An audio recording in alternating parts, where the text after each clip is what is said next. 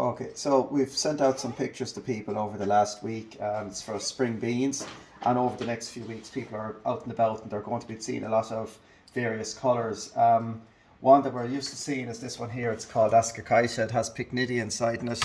Ascochyta is quite common enough in volunteer beans every year, but it can be confused with this other disease here called Cercospora, and this is one that's kind of underreported, but it's quite common when it goes into the laboratory. And it does look quite a bit like chocolate spots, and people can get confused with it. Downy mildew, a grower in Wexford, and an agronomist in Wexford sent this through. It's quite unusual to see it so early in the season, especially when we've had dry and cool weather. But it is something that's quite common in tighter rotations, and maybe as we grow more beans in fields every fifth or every fourth year, it's something we'll see a little bit more of. Does need to be treated when it happens before flowering. Foot rot. Again, last year we saw it, quite a bit of it. It causes the petals to drop, or the first leaves to drop.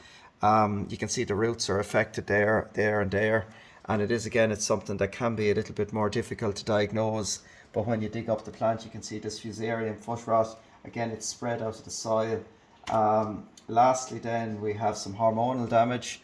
And you can see the brown lesion there on the bean, and people often say, God, is that chocolate spot? But no, just because it was in this area here where the herbicide obviously had drifted from the cereals into the beans, we can say it was a hormonal sulfonylurea damage.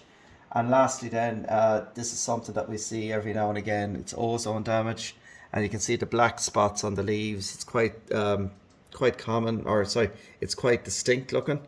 And it's not something that's too of an issue, and it kind of is transitory enough. It moves out of the plant after a number of days or weeks especially, and it doesn't cause too much damage.